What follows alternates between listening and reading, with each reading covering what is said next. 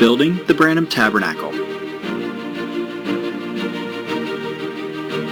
It was the year 1933. Franklin D. Roosevelt had just been elected President of the United States, and the American flag had only 48 stars on it.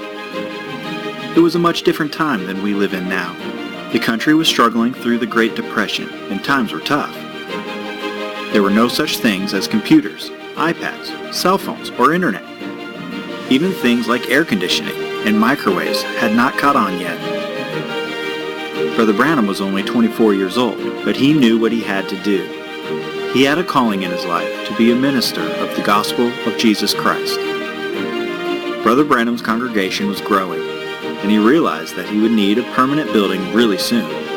But how would he do it? It was during the Great Depression, and very few people had jobs to pay enough to help support a new building. God found a way to do it. People started coming in with their tithes and offerings, and Brother Branham put his with theirs. With the help of a Catholic friend of Brother Branham's, the city of Jeffersonville signed off on the project, and the people went to work. On the morning that construction began, the Lord gave Brother Branham a vision. "This is not your tabernacle." "Where is it, Lord?" Brother Branham replied. Then the Lord set Brother Branham under the sky and started to tell him things that would take place in the future. Brother Branham wrote down the vision and took it with him to the worksite. That afternoon, he laid in the cornerstone of the new church.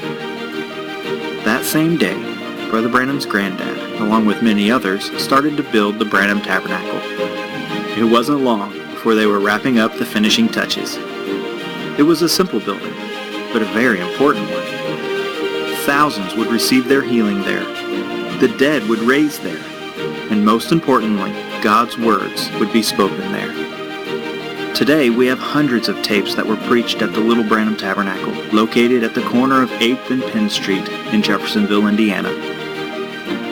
Would you have liked to see Brother Branham preach in the tabernacle? Wouldn't it be fun to go back in time and see him preaching in his own church for the first time? He would be preaching the same word of God that he always preached.